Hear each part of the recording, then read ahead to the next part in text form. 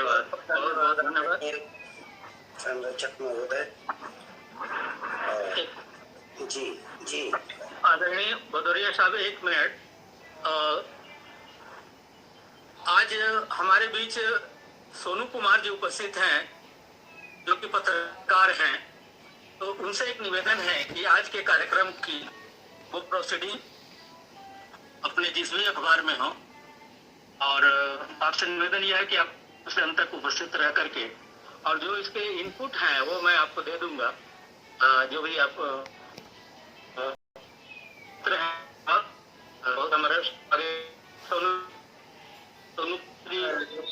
जी जी sir, जरूर आपको मैं अपना हमारा जो नंबर है मैं संपर्क सूत्र नंबर दे देता हूँ। और अगर आप विज्ञप्ति बनाए, मेरी तरफ नेटवर्क की समस्याएं भी है, तो अगर आप विज्ञप्ति भेजेंगे तो मैं किसी भी न्यूज पोर्टल या अखबार में जहाँ भी खबरें लगेगी मैं उसे आप तक उपलब्ध करवा दूंगा। जी जी, बहुत बहुत धन्यवाद आपका।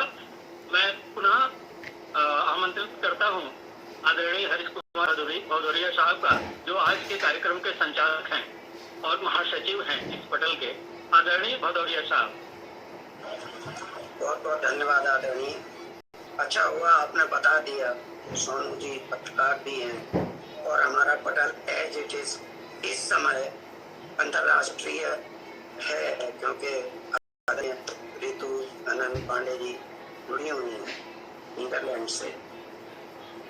तो जैसा कि अभी तक सभी को पता है, हमारे पटल ने शुरुआत से, जब से हिंदी का प्रारंभ हुआ है, जब से पानी या पुरंस से लेकर आते हुए निर्गुण सगुण प्रेम द्वैत अद्वैत विभिन्न भाव, विभिन्न धर्म साधना, इनका पारस्परिक प्रभाव, आर्यों का आगमन, द्रविड़ इस्लाम द्वारा धार्मिक अत्याचार, प्रथाएं, किन चीजों ने इसको खोखला किया, भक्ति का अर्थ, वैदिक संबंध, मोक्ष, कर्म, ज्ञान, भक्ति मार्ग, उद्भव और विकास।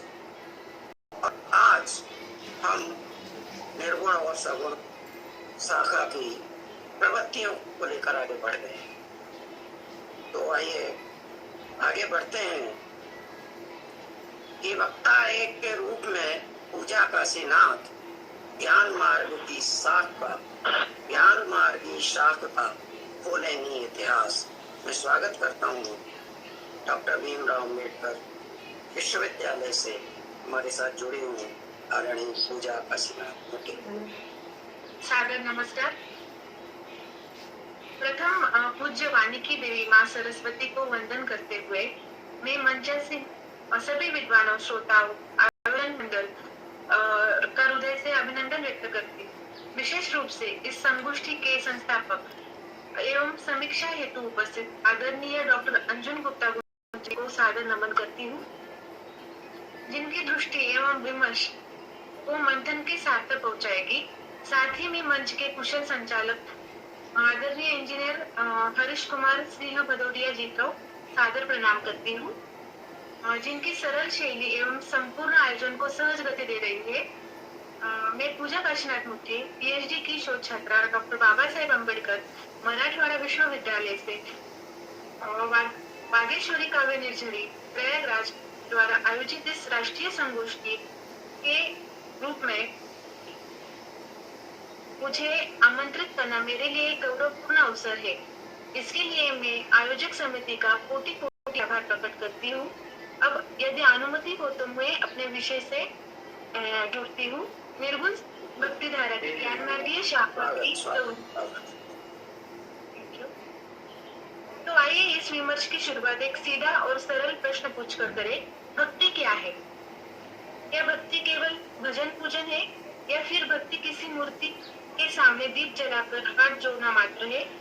नहीं, भक्ति वास्तव में आत्मा की पुकार है। यह मनुष्य और परमात्मा के बीच एक आत्मिक सेतु है। यह वह संबंध है जिसमें श्रद्धा है, समर्पण है और साथ ही ज्ञान भी। इसी ओर से जुड़ी निर्गुण भक्ति धारा की ज्ञान मार्गी शाखा एक ऐसी भक्ति परंपरा है जो ईश्वर को निर्गुण निराकार मानती है और कहती है कि ईश्वर कहीं बाहर नहीं, वह तो अपने ही भीतर बसा है। भक्ति काल भारतीय साहित्य का वह युग है जिसमें जाति, धर्म, भाषा, वर्ग के समीप दायरों को तोड़कर सबको एकजुट किया। यही युग वह था जब सगुण और निर्गुण दोनों भक्ति धाराएं विकसित हुई। सगुण भक्ति में ईश्वर को साकार रूप में पूजा जाता, जैसे राम, कृष्ण जैसे अवतारी रूपों में। वही निर्गुण भक्ति धारा में ईश्वर को निराकार, असीम और अज्ञेय माना गया है। इस निर्गुण धारा की दो प्रवृत्तियां हैं, जिसे ज्ञान मार्गी और प्रेम मार्गी, ज्ञानश्री और प्रेमश्री भी कहा गया है। प्रेम मार्गी प्रवृत्ति में रसायनात्मक भक्ति का भाव था, जैसे संत नामदेव, एकनाथ, सूरदास, मीराबाई की वाणी में जो दिखता है। परंतु हमारा आज का विषय है निर्गुण भक्ति धारा की ज्ञान मार्गी शाखा की प्रवृत्तियां, जिसमें भक्ति का आधार ज्ञान है, विवेक है, आत्मदर्शन है। निर्गुण काव्य धारा की ज्ञान मार्गीय शाखा को विविध विद्वानों ने अलग अलग नाम से पुकारा है, जैसे कि रामचंद्र शुक्ल जी ने इसे ज्ञान मार्गीय काव्य धारा कहा है, हजारी प्रसाद जी ने इसे निर्गुण काव्य धारा कहा है, रामचंद्र शुक्ल जी ने इसे ज्ञानश्रेय काव्य धारा कहा है और हजारी प्रसाद जी ने इसे निर्गुण काव्य धारा कहा है। परशुराम चतुर्वेदी, डॉक्टर रामकुमार वर्मा, डॉक्टर गणपति चंद गुप्त, इन्होंने इसे संत काव्य कहा है। रामचंद्र शुक्ल और हजारी प्रसाद जी ने निर्गुण धारा के प्रवर्तक कवि, इन्होंने इन दोनों ने संत कबीरदास जी को इस निर्गुण धारा के प्रवर्तक माना है। निर्गुण ज्ञानाश्रय काव्य धारा, जिसे ज्ञान मार्गीय काव्य धारा भी कहा गया है, भक्ति काल की यह आरंभिक काव्य धारा है। इस धारा में प्रमुख कवि संत कबीरदास, वेदास, दत्तूदास, मलुकदास, सुंदरदास तथा गुरु नानक देव जी आदि है। यह काव्य धारा साहित्य के एक क्रांतिकारी विचारधारा के रूप में विख्यात है, जिसने बाह्य आडंबरों तथा सामाजिक विषमताओं के प्रति जोरदार विद्रोह किया है। यह सभी कवि किसी निश्चित दार्शनिक मत से समर्थक नहीं है, इनका कोई एक निश्चित दार्शनिक आधार भी नहीं है। निरक्षर एवं बहुश्रुत होने के कारण ये अनेक दर्शनों से प्रभावित है, जैसे कि शंकराचार्य के अद्वैतवाद से, सात नाथों के हठ योग से, सूफियों के तसव्वुफ से आदि से यह सभी इन सभी का इन पे प्रभाव पड़ा है।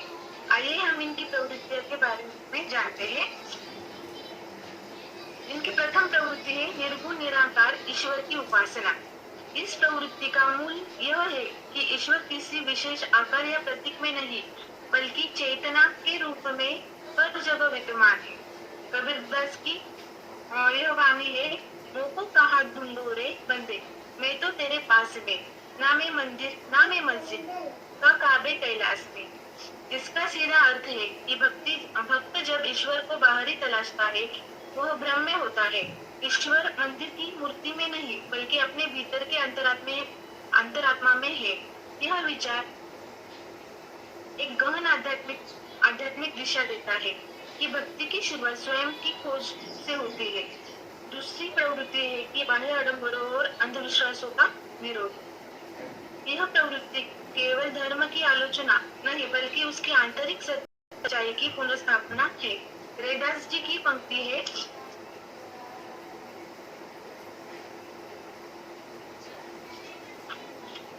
जात पात पूछे नहीं कोई, हरि को भजे सो हरि का होई। यह मजहब कविता नहीं, एक सामाजिक घोषणा है। यह संत यह बताना चाहता है कि जब ईश्वर को जाति, कुल, लिंग या संप्रदाय की परवाह नहीं, तो हम क्यों करते हैं। यह प्रवृत्ति हमें धर्म के नाम पर हो रहे भेदभाव के विरुद्ध जागरूक करती है और समभाव की ओर प्रेरित करती है। तीसरी प्रवृत्ति बताई है कि सामाजिक समता और समरसता का समर्थन। निर्गुण संतों ने भक्ति को केवल व्यक्तिगत तक सीमित नहीं रखा, बल्कि सामाजिक मुक्ति का माध्यम बनाया। गुरु नानक देव जी का कथन है, एक नूर दे सब जगह उपजा, कौन भले को मंदे। यह एक गहरा प्रश्न है। जब सब में एक ही ईश्वर है, तब कोई ऊंचा नीचा कैसे। यह प्रवृत्ति सामाजिक संरचना के लोकतांत्रिकरण की बात करती है, जहाँ सभी बराबर है। केवल आचरण और विचारों से श्रेष्ठता तय होती है। ज्ञान चौथी प्रवृत्ति है ज्ञान को भक्ति का आधार मानना। इस प्रवृत्ति में भक्ति सत्संग, आत्मचिंतन और बौद्धिक साधना से प्रेषित होती है। कबीरदास जी कहते ज्ञान रत्न बिना नर भटका, सदगुरु दिया जो दीवा। यह ज्ञान केवल शास्त्रों का नहीं है, आत्मज्ञान का है। भक्ति में जब तक विवेक नहीं तब तक वह केवल परंपरा का अनुसरण रह जाती है। यह प्रवृत्ति श्रोताओं को आग्रह करती है भक्ति से पहले जानो फिर मानो। तो है गुरु का महत्व। गुरु को परमात्मा का स्वरूप माना गया है क्योंकि वही अज्ञान के अंधेरे में ज्ञान का दीप जलाता है। कबीर की अमर पंक्ति है, गुरु गोविंद दो खड़े काबू पाए, बलिहारी गुरु अपने गोविंद दियो बता। यहाँ कबीर ने केवल गुरु की महिमा कर रहे हैं बल्कि वह यह भी कह रहे हैं कि गुरु के बिना को भी गोविंद नहीं यानी ईश्वर का बोध नहीं होता।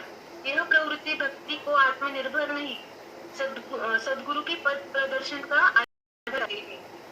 छठी प्रवृत्ति है कि आत्मा और परमात्मा का एकत्व। यह एक गूढ़ दर्शन है कि आत्मा और परमात्मा दो नहीं बल्कि एक ही चेतना है। यदुदयाल जी कहते हैं कि जो ब्रह्मा सोई ब्रह्मा ज्ञानी, अंतर नहीं जानी, अर्थात जिसने ब्रह्म को जान लिया वह स्वयं ब्रह्म हो गया। यह प्रवृत्ति भक्ति को बाहरी आडंबरों से मुक्त कर पूर्ण आत्मचेतना तक ले जाती है। इसमें भक्ति का अर्थ केवल पूजा नहीं है, आत्मा में परमात्मा का दर्शन करना है। अंत की प्रवृत्ति है सांसारिक नश्वरता और वैराग्य का भाव। ज्ञान मार्गीय प्रवृत्ति के संसार को माया मोह और मोहजाल समझा गया है। तुलसीदास जी कहते हैं, माया तजी मन निर्मल भया, तभी सच्चा नाम रटाए।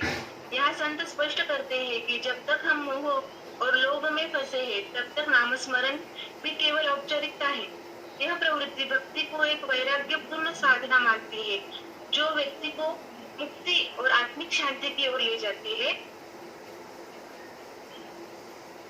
जात पात कुछ नहीं कोई, हरि को भजे सो हरि का हुई। यह मजहब कविता नहीं, एक सामाजिक घोषणा है। यह संत कहना चाहते हैं कि जब ईश्वर को जाति, कुल, लिंग या संप्रदाय की परवाह नहीं तो हम क्यों करते हैं। यह प्रवृत्ति हमें धर्म के नाम पर हो रहे भेदभाव के विरुद्ध जागरूक करती है और समभाव की ओर प्रेरित करती है। सामाजिक समता और समरसता का समर्थन।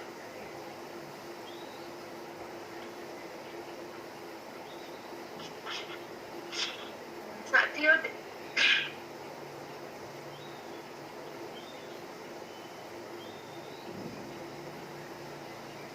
निर्गुण भक्ति धारा की ज्ञानमार्गी शाखा की प्रवृत्तियां केवल संतों के जीवन और वाणी तक सीमित नहीं है बल्कि वे एक व्यापक सामाजिक, धार्मिक और आत्मिक चेतना की लहर थी। एक प्रवृत्ति ने हमें सिखाया है कि ईश्वर कोई मूर्ति नहीं, हमारे भीतर का बोध है।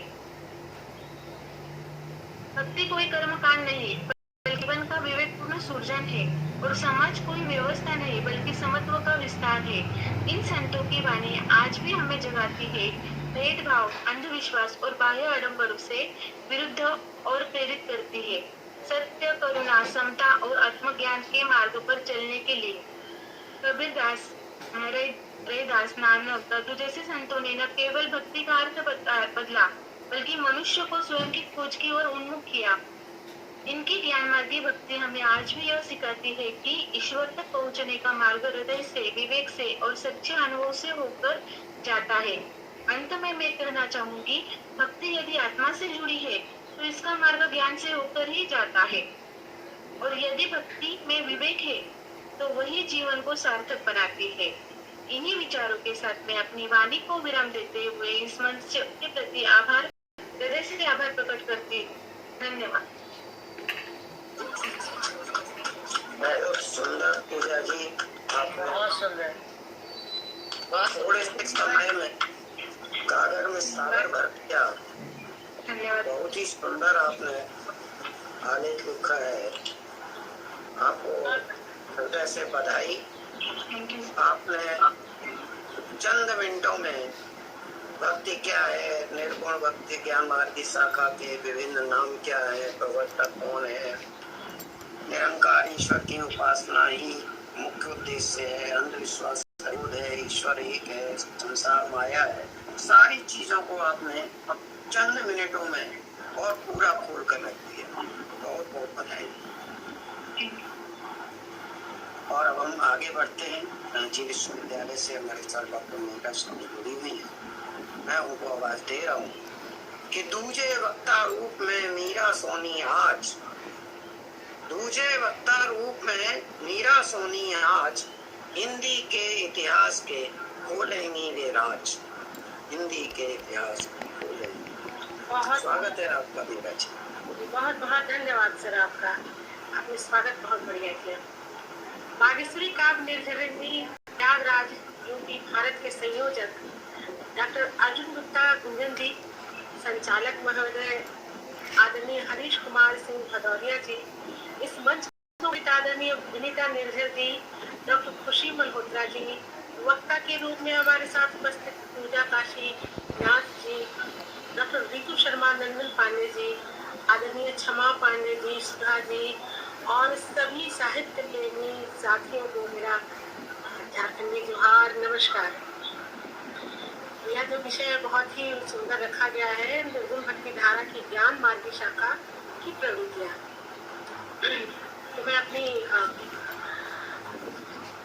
मैं सहायक प्राध्यापक केसरी कॉलेज बेलूर रांची विश्वविद्यालय रांची के अंतर्गत हूँ और मैं अपनी व्याख्यान शुरू करती हूँ। हिंदी साहित्य के इतिहास के निर्गुण भक्ति धारा की ज्ञान मार्गी शाखा की प्रवृत्तियां। देखिए, निर्गुण भक्ति धारा की दो शाखाएं मानी जाती हैं।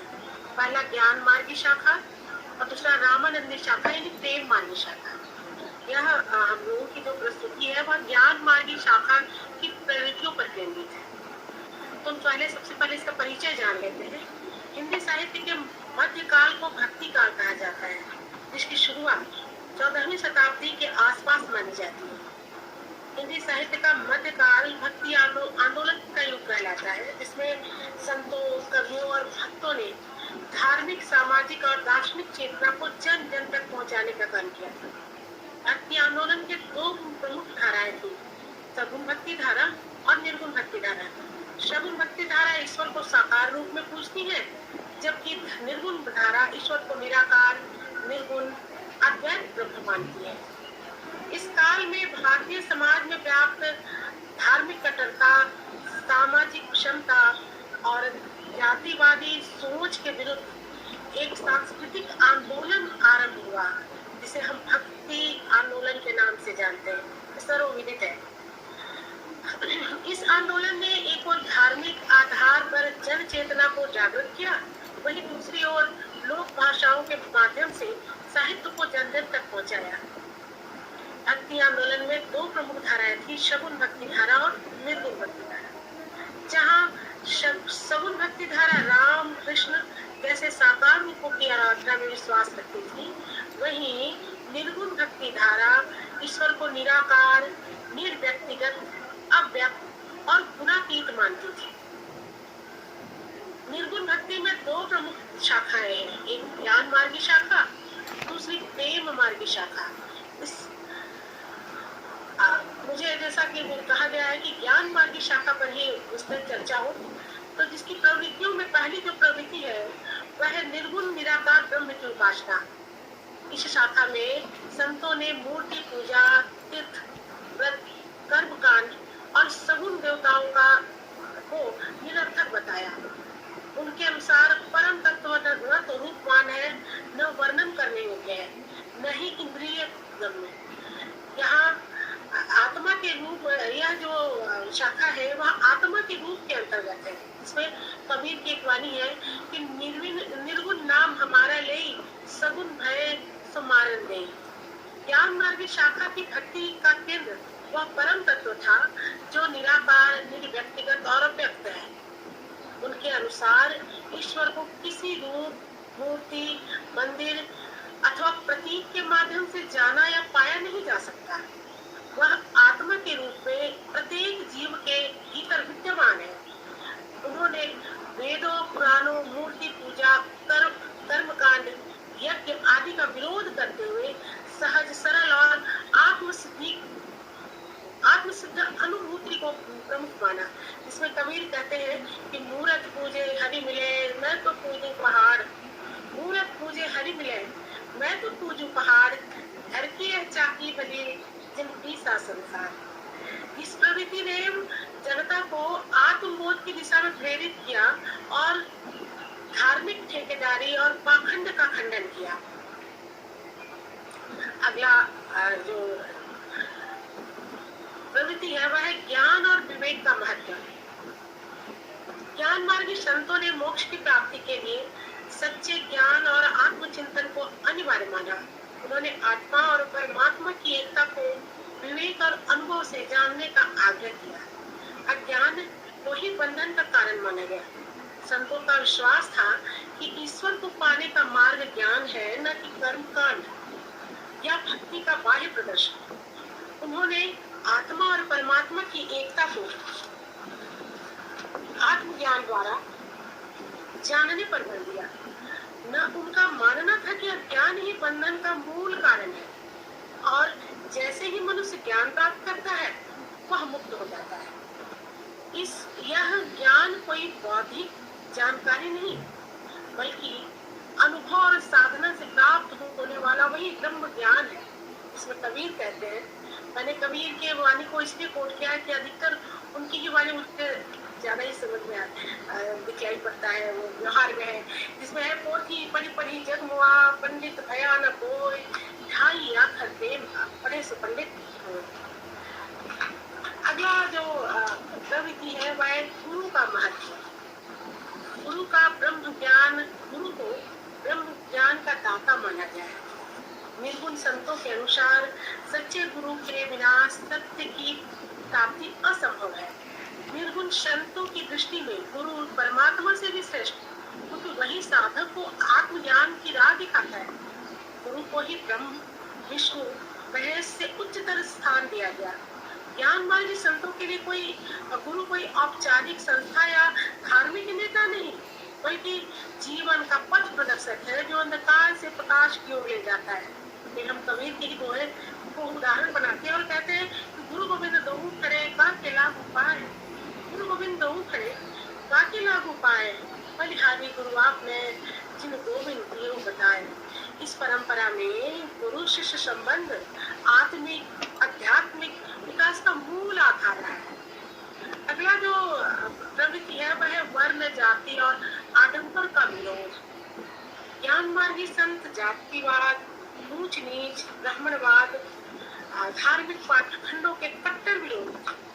उन्होंने धर्म को मानवता की कसौटी पर परखा। उनका मानना था कि सच्ची भक्ति में न कोई ऊंच है न नीच, अर्थात संतों ने समाज में व्याप्त जातिवाद, ऊंच नीच, ब्राह्मणवादी पाखंड और धार्मिक रूढ़ियों को तीव्र विरोध किया।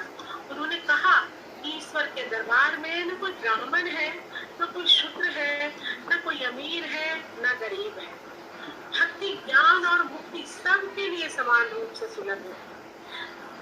आपने सुना होगा इस काल के एक कवि को, रैदास, जो स्वयं एक चर्मकार थे और कहते थे मन चंगा तो कठौती में गंगा, जो आज की लोकोक्ति बन गई है।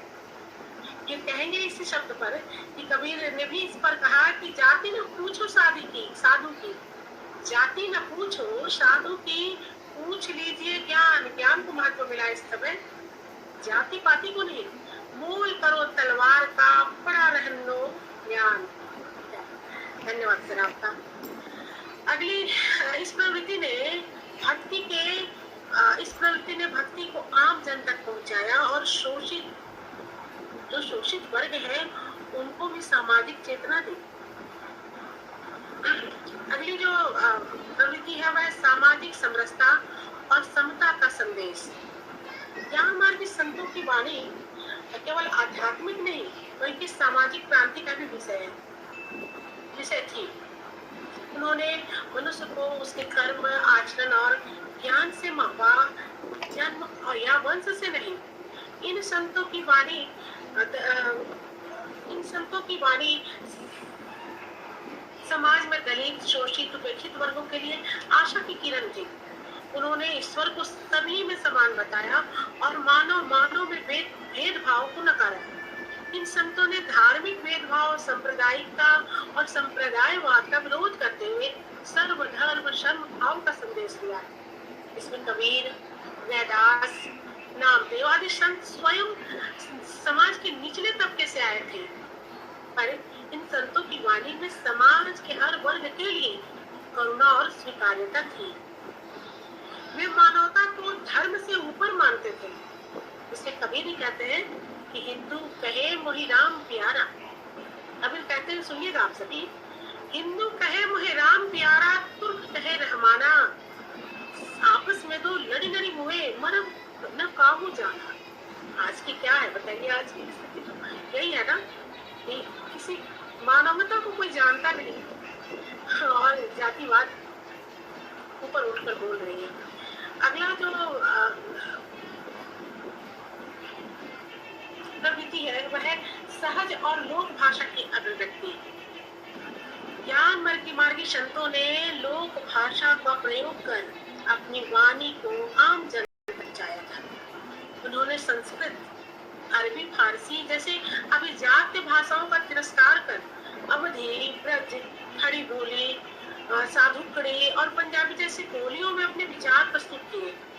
यह प्रयोग केवल भाषिक नहीं बल्कि वैचारिक लोकतंत्र का प्रतीक भी माना जाता है। उन्होंने भाषा को लोक जीवन से जोड़ा और साहित्य को स्वयं वर्ग के नियंत्रण से मुक्त रखा।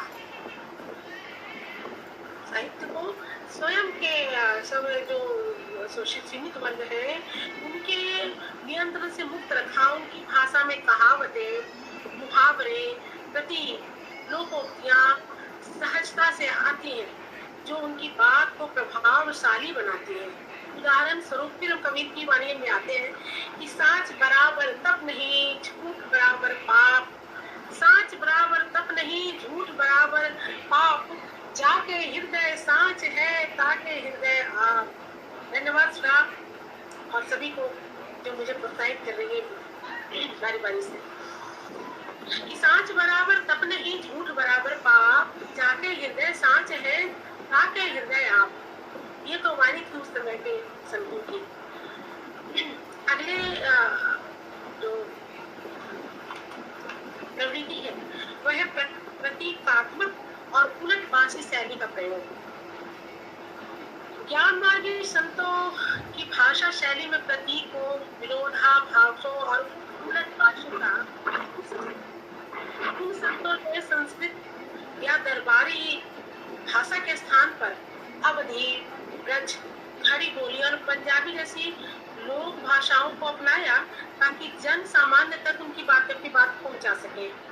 उनकी वाणी साधुकड़ी और सहज रूप में व्याप्त होती थी। उलटबासी का अर्थ है ऐसी कथन शैली जिसमें सीधी बात उलझे हुए ढंग से कही जाती है ताकि केवल सतही समझ रखने वाला उसे पकड़ न सके। यह शैली साधकों को आत्मचिंतन या मर्म समझने के लिए प्रेरित करती है। यह जो उलटबासी शैली थी वह साधकों को आत्मचिंतन और मर्म समझने के लिए प्रेरित करती है। अतः ज्ञान मार्गी संतों ने पारंपरिक शास्त्रीय शैलियों की अपेक्षा प्रतीकात्मकता और उलटबासी की शरण ली। इससे उनकी रचनाएं गूढ़ किंतु प्रभावशाली बन गई। जैसे कबीर की ही पंक्ति ले लीजिए, वो थी बड़ी बड़ी जुगमुआ पंडित भयानक, वो थी बड़ी बड़ी जगमुआ पंडित भयानक हो, ढाई आखर पेन का पढ़े सो पंडित हो। या इससे अलावा भी पूजा जी ने कहा मुँह को कहा ढूंढे बंदे मैं तो तेरे पास में, मंदिर नाम है मस्जिद नाम काबे कैलाश में, खोजी हो तो तुरंत ही मिलियो फलवर की तलाश में। ये पंक्ति जो है ये क्या है? मतलब वो उन लोगों के लिए जो समझ रखते हैं, थोड़ी सी भी समझ रखते हैं वो तुरंत समझ जाएंगे कि बात कहाँ जा रही है। यह शैली बौद्धिक चुनौती भी है और साधक के अंतर्मन को झकझोर देने वाला प्रयास भी है। ऐसे वाणी उस समय के संतों ने कहा था। आठवीं जो प्रवृत्ति है प्रमुख संत कवि और उनका योगदान, प्रवृत्ति नहीं जो कवियों ने इस मार्ग में इस धारा में जिन्होंने योगदान दिया उनके नाम है, थोड़े थोड़े कुछ परिचय है कि कबीरदास पहले है, ज्ञान मार्गी निर्गुण भक्ति के प्रमुख प्रवक्ता हैं। उनका साहित्य विजय के रूप में संकलित है। कबीर ने कट्टर धार्मिक रूढ़ियों, जातिवाद और मूर्ति पूजा का विरोध किया। उनकी वाणी में अनुभव जन शक्ति, रहस्यवाद और सामाजिक चेतना का अद्भुत संगम मिलता है। दूसरे कवि जो है वह रैदास, ये दलित वर्ग से है, दलित वर्ग से आए संत है और जिन्होंने मन की पवित्रता को सर्वोपरि माना। उन्होंने जातिवाद सोच को चुनौती दी और बेगमपुरा जैसे समाज की कल्पना की जहाँ कोई भेदभाव न हो। ऐसे रैदास कवि थे। आगे जो है वो दादू दयाल राजस्थान के संत हैं जिन्होंने प्रेम, करुणा, सेवा और भक्ति को जीवन का आधार माना। उन्होंने निर्गुण ब्रह्म की उपासना को लोक जीवन से जोड़ा। आगे जो नाम है वह नामदेव महाराष्ट्र के संत हैं जिन्होंने ज्ञान और भक्ति को एक दूसरे का पूरक माना। उनकी वाणी पंजाब में भी प्रचलित हुई। आगे जो है सहजो बाई और दया बाई का नाम आप लोगों ने सुना होगा। ये महिला संत हैं जिन्होंने भक्ति को स्त्री दृष्टिकोण से स्वर दिया और समाज में स्त्रियों की आत्मिक चेतना को उजागर किया। निष्कर्ष रूप में निर्गुण भक्ति की ज्ञान मार्गी शाखा ने भारतीय समाज के आत्मज्ञान, धार्मिक सहिष्णुता, सामाजिक समता और मानवीय मूल्यों को प्रतिष्ठित किया। इस धारा ने मध्यकालीन समाज में व्याप्त रूढ़ियों और पाखंडों को चुनौती दी तथा एक ऐसे भक्ति आंदोलन की नींव रखी जो ज्ञान और मानवता पर आधारित था। आज भी कबीर और रैदास की वाणी समाज को दिशा देती है। इस शाखा ने न केवल आध्यात्मिक चिंतन को नई दिशा दी बल्कि सामाजिक क्रांति का मार्ग भी प्रशस्त किया। इस धारा ने ईश्वर की अवधारणा को व्यक्तिगत, आत्मिक और अनुभूतिपरक बनाया तथा समाज में व्याप्त विषमता, रूढ़िवाद और पाखंड को प्रश्नांकित किया। कबीर, रैदास, दादू जैसे संत आज भी भारत की संत परंपरा के स्तंभ हैं। उनकी वाणी आज भी उतनी ही प्रासंगिक है जितनी उस युग में थी। उनका साहित्य न केवल एक धार्मिक आंदोलन का स्वर है बल्कि भारतीय सामाजिक इतिहास की अंतरधारा भी है जिसमें ज्ञान, करुणा, क्षमता और प्रेम का संगम मिलता है। इस प्रकार ज्ञान मार्गी शाखा हिंदी साहित्य और भारतीय समाज दोनों के लिए एक ऐसी चेतना है जो युगों तक प्रेरणा देती रहेगी। इतना ही कहकर मैं अपने वक्तव्य को विराम दूंगी।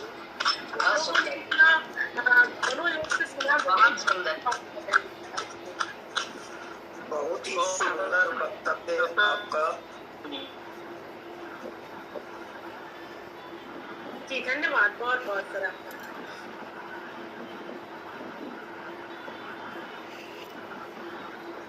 कुछ कहना चाहते थे हमारे संस्थापक महोदय। आपने चंद मिनटों में ज्ञान मार्गी शाखा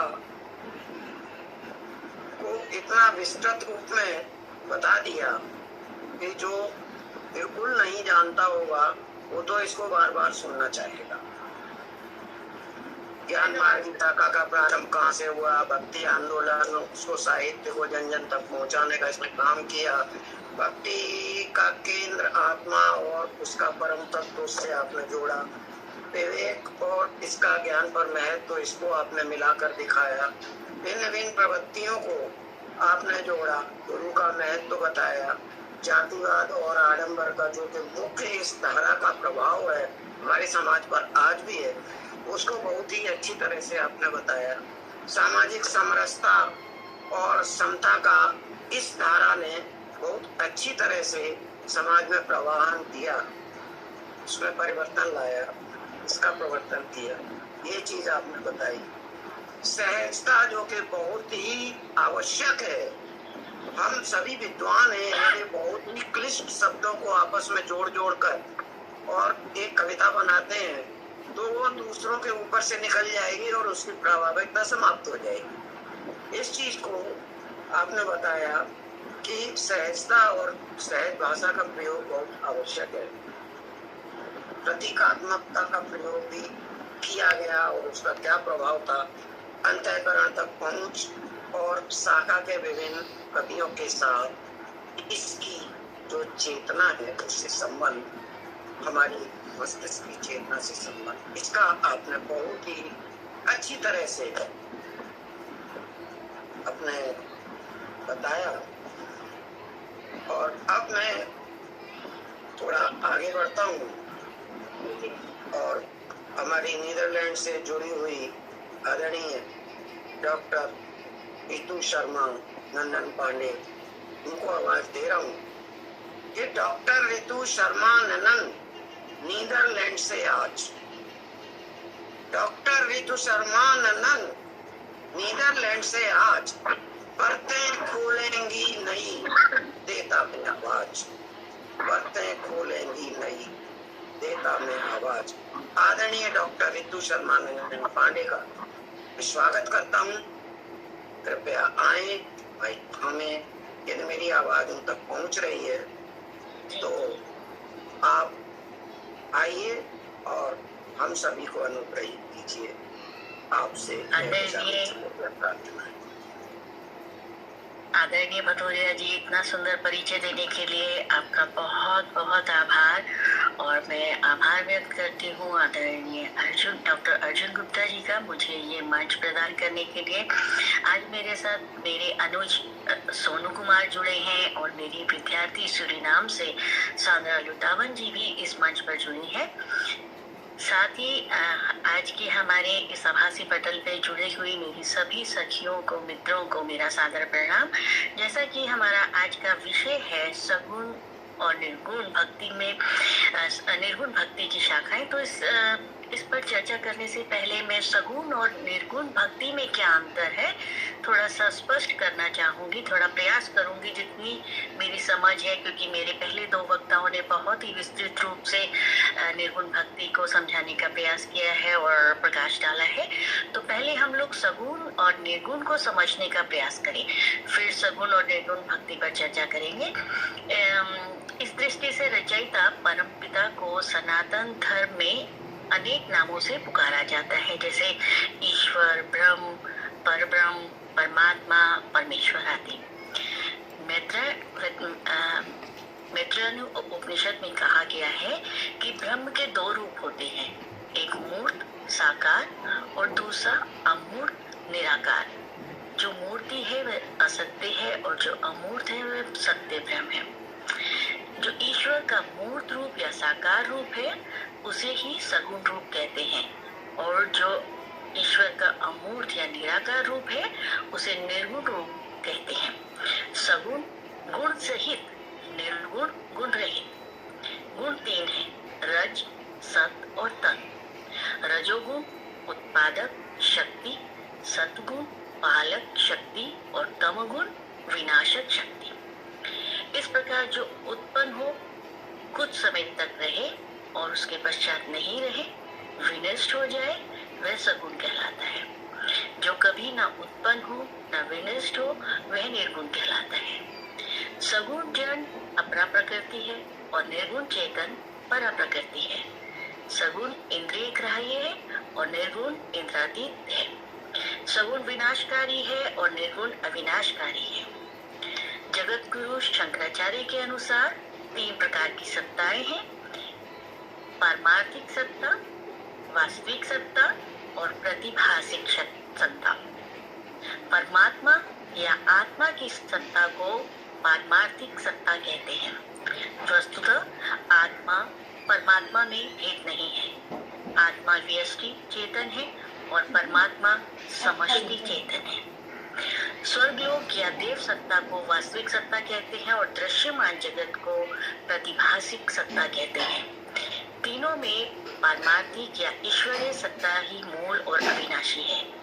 इसी से दो अन्य सत्ताएं प्रकट होती हैं, यानी निर्गुण निराकार और सगुण साकार प्रकट होता है। जैसा कि रामचरितमानस में भी आया है, शंभु विरंची विष्णु भगवाना उपजे ही अंश जादू दे नाना। अर्थात परमात्मा के अंश मात्र से अनेक ब्रह्मा विष्णु और महेश उत्पन्न होते हैं।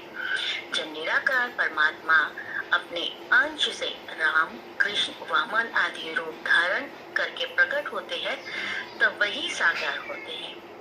विराट रूप, दिव्य रूप, नर रूप सभी साकार हैं। ये वैसा ही है जैसे द्रवीभूत जल घनीभूत अवस्था में बर्फ बनकर ठोस आकार ग्रहण कर लेता है।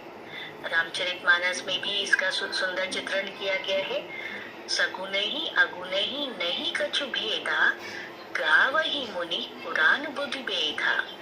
अगुर अरूप अलग अजि सोई, भगत प्रेम बस सगुन सो होई। जो गुण रहित सगुन सोई कैसे, जलू हिम उपल बिलग नहीं जैसे।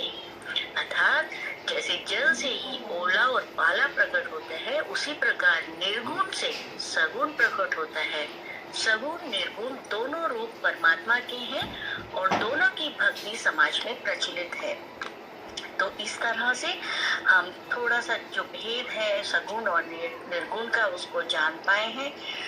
और इसके बारे में जैसा कि मेरे पिछले वक्ताओं ने भी बताया है कि निर्गुण भक्ति की क्यों शुरू हुई, किस लिए हुई और उसकी विशेषताएं क्या थी। तो निर्गुण भक्ति का आंदोलन जो था आदरणीय डॉक्टर अर्जुन गुप्ता जी ने भी बताया था कि 14वीं शताब्दी से 17वीं शताब्दी के मध्य हुआ। इसका मुख्य प्रभाव जो है उत्तर भारत में देखा गया, जहाँ संत कबीर, रैदास, दादू दयाल और गुरु नानक ने इनके विचारों को जन जन पहुंचाया।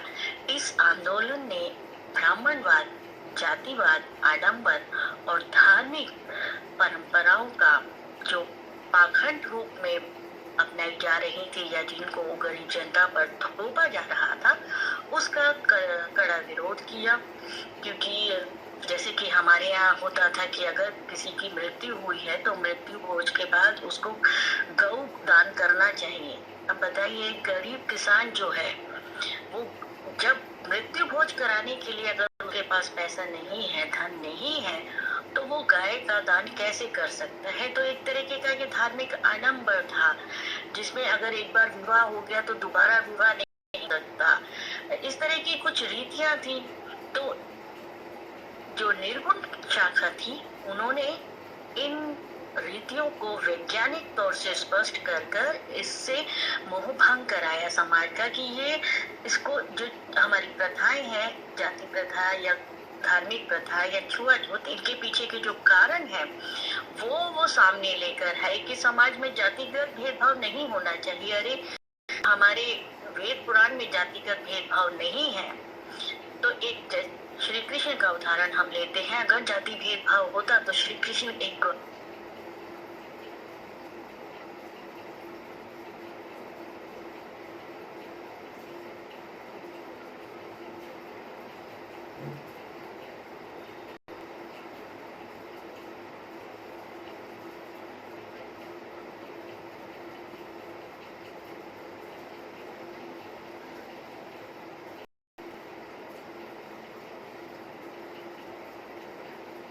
जिन्होंने हम पर अन्य धर्मों के लोग जो भारत में आए और उन्होंने अपने तरीके से हमारे धर्म को और हमारी जाति व्यवस्था तो खैर थी ही नहीं, लेकिन हमारी सामाजिक व्यवस्था को जिस तरह से तोड़ा मरोड़ा, उसके अंतर्गत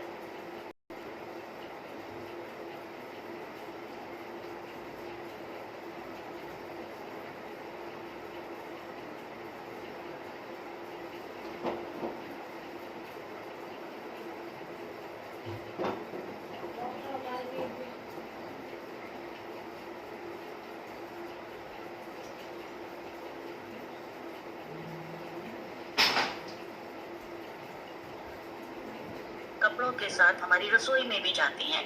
इसलिए कहा जाता था कि आपने यदि सफाई का काम किया है तो आप नहा धोकर आए।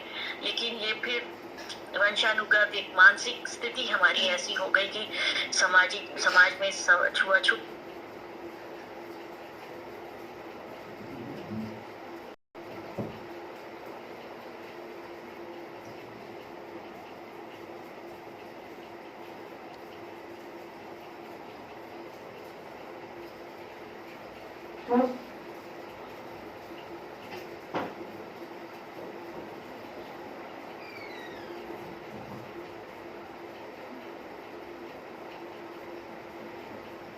भगवान आपने जो भाव ग्रहण करके अपने मन में जिनको ग्रहण किया है, बसाया है, उनको कोई आपसे नहीं छीन सकता। ये संदेश उन्होंने पहचान कराया। और मुगल साम्राज्य में समाज का जो, जैसा मैंने बताया कि समाज का धार्मिक रूपांतरण हुआ, यह भी एक बड़ा कारण बना था। निर्गुण भक्ति के ज्ञान मार्ग की शाखाएं थी, जिसमें ईश्वर को प्राप्त करने का मार्ग उन्होंने ज्ञान को बताया। जैसा मैंने कहा भी कि खाली मैंने जो कहा या आपने जो कहा या किसी तीसरे ने जो कहा, अपने अनुभव से कहा, ठीक है। अपने अंदर झांक कर देखते हैं गुण और अवगुण को, तब यदि आप अवगुण और अवगुण को समझ पाते हैं तो आपकी आत्मा परमात्मा में लीन हो गई। तब आप अपने आप ही अच्छे कर्म करने लग जाएंगे, तो उसमें आपको किसी मूर्ति से डरने की चिंता नहीं है। इसलिए लोगों ने कहा आत्म साक्षात्कार करें। भाई अपना मन साफ होगा तभी तो आप मूर्ति या बिना मूर्ति की पूजा कर पाएंगे, भगवान को अपना पाएंगे, उनके रूप को अपना पाएंगे। पहले खुद से तो साक्षात्कार कीजिए। इसी तरह इनका तीसरा था मानवता और समानता। सभी मनुष्यों में ईश्वर का वास है, कोई ऊंच नहीं है। जब भगवान ने कोई ऊंच नहीं नीच नहीं बनाया और सृष्टि के विधाता ने कुछ हम सबको एक सा बनाया है, तो हम मनुष्य कैसे उसकी सृष्टि में संशोधन कर सकते हैं ना। तो ये एक था। और भक्ति में सरलता, साधारण जीवन, साधारण वेशभूषा और मन की पवित्रता पर इस ज्ञान मार्ग की शाखा ने बल दिया। प्रमुख संत हुए इसमें जो संत थे कबीरदास, जैसा कि मेरे पूर्व वक्ताओं ने भी बताया, निर्गुण की, ब्रह्म की उपासना, जाति पाति का विरोध किया। गुरु नानक देव ने एक ओंकार, सब में एक ही ईश्वर का वास है का मंत्र दिया। रैदास ने समाज में समानता, भक्ति के माध्यम से आत्मज्ञान दिया। दादूलाल ने सच्ची भक्ति और मानवता का प्रचार किया। संत मलूकदास ने मन की शुद्धता और आत्म साक्षात्कार पर ध्यान दिया। और बहुत से साहित्यिक योगदान भी इसमें प्राप्त हुए। ज्ञान मार्गी संतों ने अपने विचारों को सरल, सटीक और प्रभावी भाषा में प्रस्तुत किया, जैसे कि मेरी पूर्व वक्ता ने भी बताया। क्योंकि पहले कहा जाता था कि ब्राह्मण जो है वही केवल, मैं स्वयं भी ब्राह्मण हूँ, आलोचना नहीं कर रही, लेकिन उस समय की जो व्यवस्था थी कि पढ़े लिखे ब्राह्मण हैं और वेद पुराण जो है वो संस्कृत भाषा में लिखा गया है, तो जो ब्राह्मण जो है वो जैसा उनकी समझ में आएगा वो वैसा ही आगे जो श्रोता हैं या अनुयायी हैं उनको समझाते हैं। तो सबको लगता था कि अरे ब्राह्मण ही केवल वेद पुराण पढ़ सकते हैं और हमें इसका कोई अधिकार नहीं है पढ़ने का। तो जो ये निर्गुण मार्गी शाखा थी, इन्होंने इसको सरल विचारों में, जो आम जनता की भाषा थी, उसमें भगवान हमारे उपनिषदों को और मन की भावनाओं को, पुराणों को उन्होंने सरल भाषा में दोहों चौपाइयों के माध्यम से दर्शकों के समक्ष प्रस्तुत किया। जैसे कि माला फेरत जग भया, मन का गया न मन का फेर, कर का मन का डार दे, मन का फेर, कबीरदास ने कहा है ना। इसी तरह बाहरी आडंबर को छोड़कर मन की शुद्धता पर बल दिया। और मेरे पूर्ववक्ता ने भी कहा, मोह को कहाँ ढूंढे रे बंदे, मैं तो तेरे पास में, ना मंदिर ना मस्जिद ना काबा कैलाश में। इसी तरह ईश्वर बाहर नहीं बल्कि हर इंसान के भीतर ही विद्यमान है। सब में राम है, सब में रहीम है, जब देखो सोई सजीव। गुरु नानक देव जी ने भी कहा है कि सब एक है। इस तरह इस निर्गुण मार्ग का जो प्रभाव समाज पर पड़ा, उसमें सामाजिक समानता, संतों ने जातिपात, छुआछूत और भेदभाव का खंडन किया, धार्मिक सुधार हुए, मंदिर मस्जिद की परिधि से निकलकर धर्म बाहर आया और आत्मा की शुद्धि पर जोर दिया गया। मूर्ति पूजा का विरोध नहीं कह सकते इसको, एक तरह से ये कह सकते हैं कि घर में 2 जिद्दी बच्चे थे। जो कहता था मैं भगवान को मानूंगा लेकिन मैं भगवान के मंदिर नहीं जाऊंगा। जैसे कि कोई जिद करके बैठ गया कि ये मेरे दादा दादी हैं लेकिन मैं दादा दादी के घर नहीं जाऊंगा, लेकिन उनका आदर पूरा करूंगा, उनका मान सम्मान पूरा करूंगा। तो इस तरीके से हम इन दो सगुण और निर्गुण भक्ति धारा को समझ सकते हैं, है ना। तो फिर था मूर्ति पूजा का विरोध। तो उन्होंने कहा जब मैं अपने दादा दादी या ईश्वर को अपने मन में ध्यान कर सकता हूँ तो मैं मंदिर क्यों जाऊँ। जब मंदिर में मुझे घुसने नहीं दिया जाएगा और मंदिर को यदि एक लेबल वहाँ लगा दिया गया है कि सिर्फ उच्च जाति के लोग वहाँ जा सकते हैं या ऐसे या वैसे, इस धर्म के उस धर्म के, तो भगवान तो सबके, मैं तो अपने घर में भगवान ले आऊँगा। तो उन्होंने ऐसा किया। हिंदू मुस्लिम एकता भी उस समय मजबूत थी, क्योंकि जो संत उस समय हुए थे उन्होंने भी ईश्वर को एक माना था। स्त्री अधिकारों का समर्थन हुआ। रैदास और गांधी जैसे संतों ने नारी की महत्वता को स्वीकार किया। तो इस तरह से ये हुआ। और अंत में मैं कहना चाहूँगी कि निर्गुण भक्ति की ज्ञान मार्ग की शाखा ने भारतीय समाज को न केवल आध्यात्मिक रूप से समृद्ध किया, बल्कि जाति पाति, धार्मिक आडंबर और सामाजिक भेदभाव को भी चुनौती दी थी। इनकी शिक्षाएं आज भी प्रासंगिक हैं। जहां आंतरिक साधना, मानवता, समानता और ज्ञान को सर्वोपरि माना जाता है, वहाँ पर ईश्वर और आम आदमी को भी सर्वोपरि माना जाता है। तो इसी के साथ मैं अपनी वाणी को विराम देती हूँ और मुझे ये मंच प्रदान किया, इसके लिए मैं सबका बहुत बहुत सुंदर आदरणीय आदित्य शर्मा जी, बहुत सुंदर कार्य आपका वक्तव्य। और बहुत बढ़िया, बहुत सुंदर। डॉक्टर शर्मा नंदन पांडे और नीदरलैंड से, मतलब हमारा जो साहित्य है वो विश्व में किस तरह से फैला हुआ है, इसकी एक झलक मुझे वहाँ से दिखाई दी, जहाँ दिन बड़े और रात छोटी इस तरह का माहौल रहता है।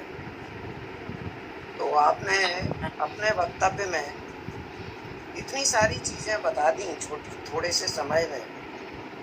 ये शुरुआत की कि सगुण और निर्गुण में अंतर क्या है, साकार और निराकार क्या है, दोनों के आध्यात्मिक और प्रभाविक गुण क्या हैं, दोनों के वैज्ञानिक संबंध क्या हैं, दोनों का सामाजिक प्रभाव कितना है, आज भी है, ईश्वरीय सत्ता का महत्व क्या है, पवित्रतावादी दृष्टिकोण का महत्व क्या है, और उसको आपने उदाहरण रूप में भी दिया।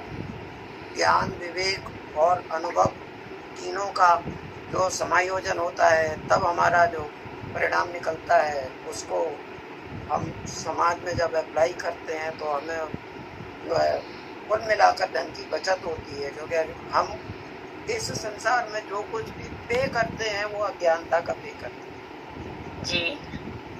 और आत्मा, परमात्मा, उसकी एकात्मकता, इन सब के ऊपर बहुत ही अच्छा प्रभाव डाला है।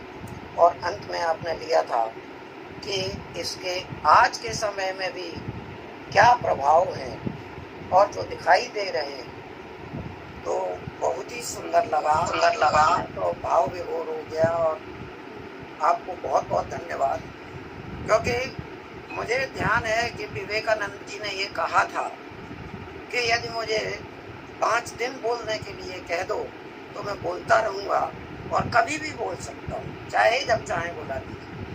लेकिन यदि मुझे 5 मिनट बोलना है तो आप मुझे कम से कम 5 दिन दीजिए, तब मैं 5 मिनट बोलूँगा। तो आपने ये जो 10 मिनट बोलने के लिए कितना शोध किया होगा, कहाँ कहाँ चीज़ों की पढ़ाई की होगी, उसके लिए मैं सदके जाता हूँ, प्रणाम करता हूँ आपको।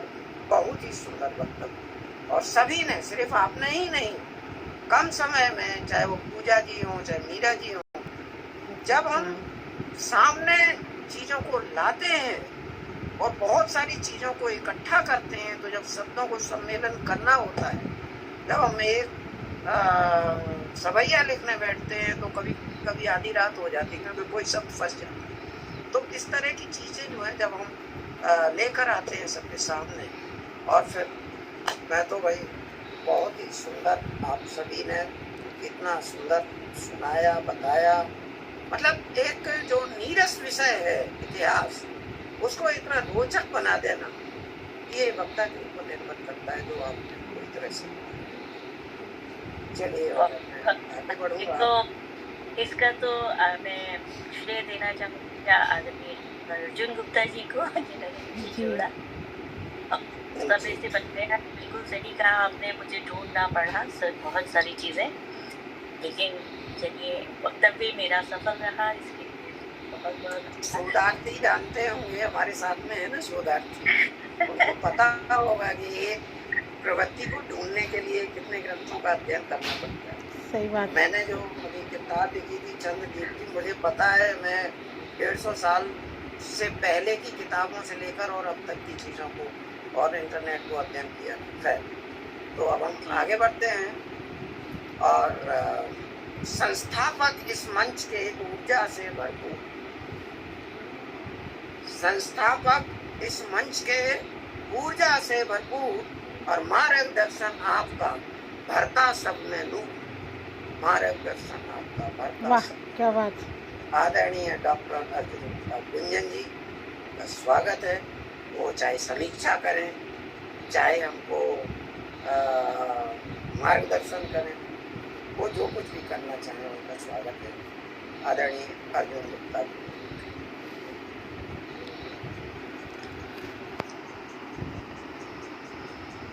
मुझे लगता है चले ही गए।